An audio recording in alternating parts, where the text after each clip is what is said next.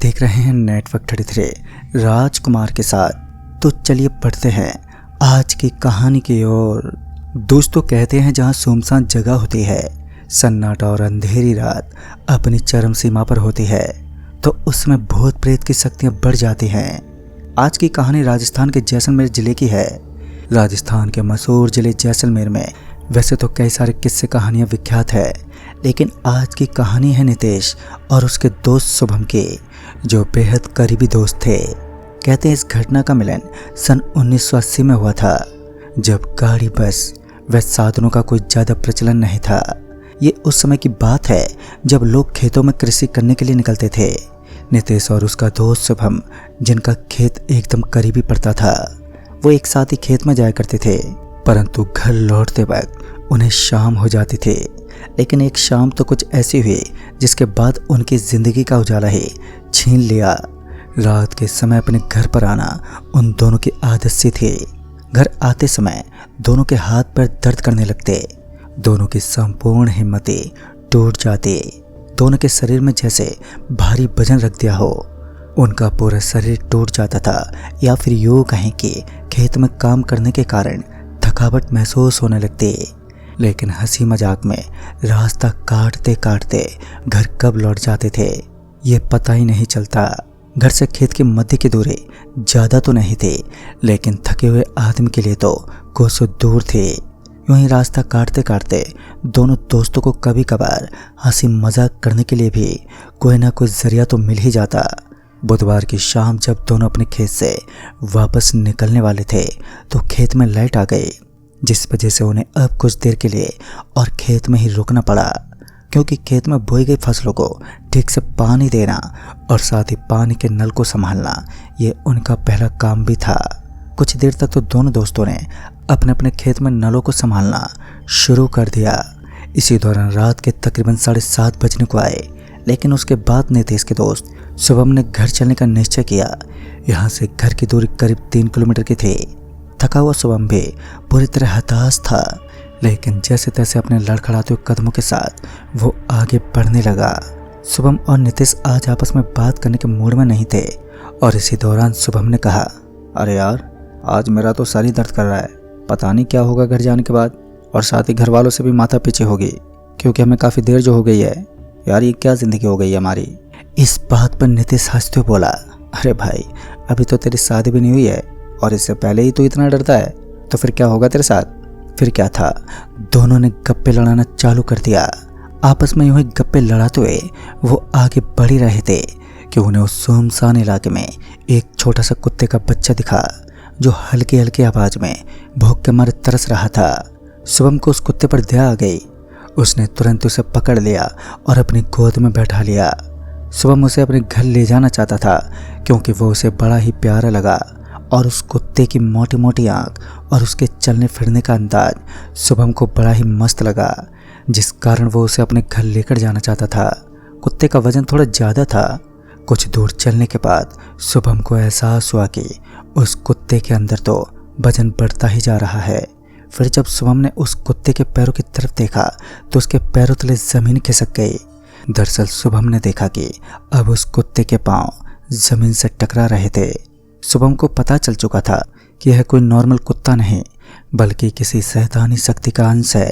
उसने उस कुत्ते को बगल वाली झाड़ियों में फेंक दिया तो उसे पीछे से आवाज़ आई, तूने बहुत गलत किया, ये आज तो जिंदा नहीं बचेगा।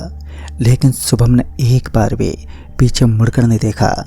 लेकिन वो कहते हैं ना, काली शक्ति जब तक इंसान का पीछा नहीं छोड़ती तब तक वो अपने बदले को पूरा नहीं कर लेती।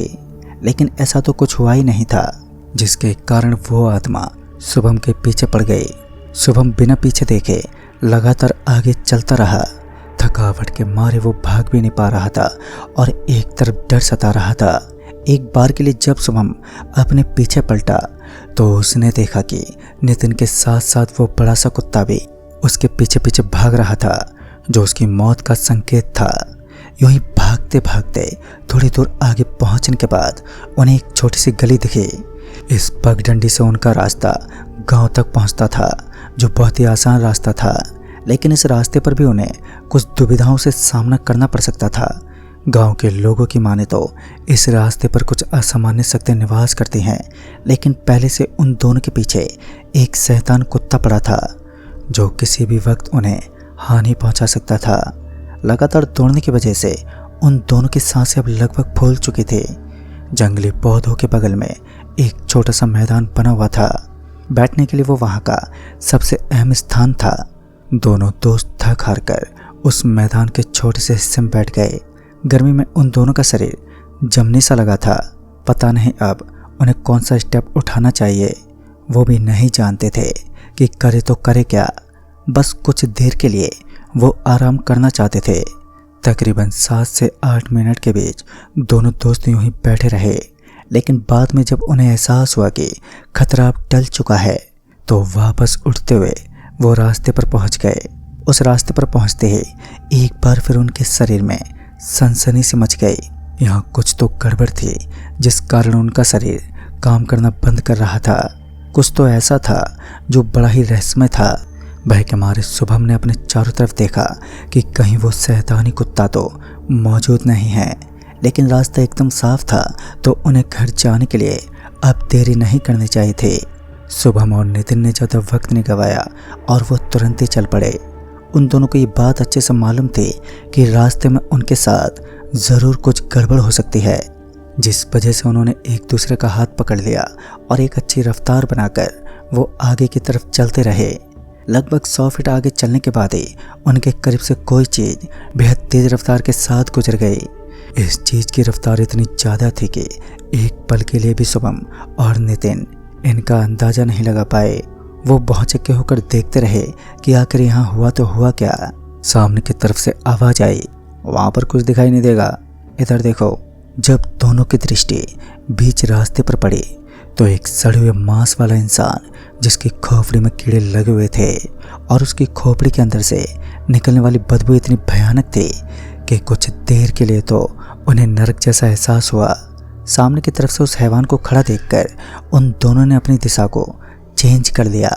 उन्हें पता था कि इस रास्ते पर उनके सामने कुछ अतिरिक्त आत्माएं ज़रूर आएंगी जिनका मुकाबला करना उनके बस की बात नहीं है। कहते हैं जब अतिरिक्त आत्माओं की शक्तियाँ ज़्यादा बढ़ने लगती हैं तो उनका मुकाबला करना ही आम आदमी के लिए शोभा देता है। इस बार भी कुछ ऐसा ही हुआ। दोनों दोस्तों ने पहले की तरह एक दूसरे का हाथ कस के पकड़ लिया और रास्ते पर चलने लगे। तेज तेज हवाओं ने एक बार फिर उनके रास्ते में विघ्न डालना शुरू कर दिया, लेकिन इस बार उनके बढ़ते हुए कदम एक पल के लिए भी नहीं रुके। या तो आज उनकी मौत होगी या फिर आज वो इस शैतानी शक्ति को हराकर अपने घर लौट जाएंगे। शुभम और नितिन एक बार फिर उस रास्ते पर पहुंच चुके थे जहां पर एक सड़क बनी हुई थी, लेकिन उस सड़क के अगल बगल में भी सुनसान खड़े पेड़ पौधे नजर आ रहे थे। उन पेड़ों के नीचे से निकलने वाली सरसराती हवा के झोंके से वहां का सन्नाटा तो टूट रहा था, लेकिन उस खामोशी का अटूट संबंध अभी तक जिंदा था जो दोनों के सर पर सवार था। अचानक ही शुभम का पैर उस सड़क के ऊपर थम गया। उसने अपनी पूरी ताकत लगाई, लेकिन उसका पैर उठ ही नहीं रहा था। ऐसा लग रहा था मानो सड़क ने उसका पैर अपनी तरफ खींच लिया है। शुभम के साथ साथ नितिन भी उसके पांव को हिलाने की अब कोशिश करने लगा, लेकिन वो नाकाम रहा। एक बार फिर पेड़ की शाखा से उछलता हुआ एक जानवर उनके सामने आ टपका। इस बार ना ही तो ये कोई कुत्ता था और ना ही कोई भेड़िया। ये तो कुछ अजीब सा था जिसके बड़े बड़े नाखून बंदर जैसा स्वभाव दिखा रहे थे, लेकिन ये तो बंदर भी नहीं था। इसकी हरकतों से भले ही वो एक बंदर जैसा लग रहा था, लेकिन ये कुछ अलग ही चीज़ थी। जब उसने अपना मुंह खोला तो उसका जबड़ा फटा हुआ था और धीरे धीरे उसका भी रूप किसी कुत्ते में तब्दील होने लगा। अब उन दोनों दोस्तों को समझते ज़्यादा वक्त नहीं लगा कि ये वही कुत्ता है जिसको अच्छा समझकर उन्होंने अपने साथ ले लिया था और बाद में इसने अपनी हकीकत बयां की थी। कुछ पल और बीते होंगे कि तभी उस कुत्ते ने अपने आकार को बड़ा करना शुरू कर दिया। इस बार का नज़ारा एक बार फिर उनके सामने यानी कि सड़क के बीचों बीच था। दोनों ने अपने कदमों को पीछे हटाना बिल्कुल भी सही नहीं समझा, क्योंकि पीछे हटने का मतलब था अपनी मौत को दावत देना। चुपचाप बिना किसी भय के दोनों दोस्त एक दूसरे का हाथ कस के पकड़कर आगे की तरफ बढ़ने लगे। अब शुभम का पैर भी नॉर्मल हो चुका था, जो कुछ समय पहले उस सड़क पर थम गया था। अपने आप ही उस सड़क के अंदर कुछ अजीबोगरीब हरकतें जन्म ले रही थी। लेकिन कयामत से भरे उस रास्ते पर रुकना अब उन दोनों के लिए बिल्कुल भी ठीक नहीं था। धूम दबाकर दोनों ने एक बार फिर वहां से भागना शुरू कर दिया। थकावट तो थी, लेकिन हाथ और पैर अभी भी भागने पर मजबूर थे। तकरीबन 10 मिनट तक भागने के बाद वो गांव के सबसे पहले वाले घर के पास पहुंच गए, जहां उन्हें वही कुत्ता दिखा। और उस कुत्ते को देखते ही उन दोनों के शरीर में एक बार फिर खलबली मच गई। लेकिन हिम्मत नहीं हारी और किसी तरह वहां से निकलते हुए वो अपने अपने घर तक पहुंचे। दोनों डरते हाँफते अपने घर वालों के सामने प्रस्तुत हुए और सारी घटना के बारे में बताया।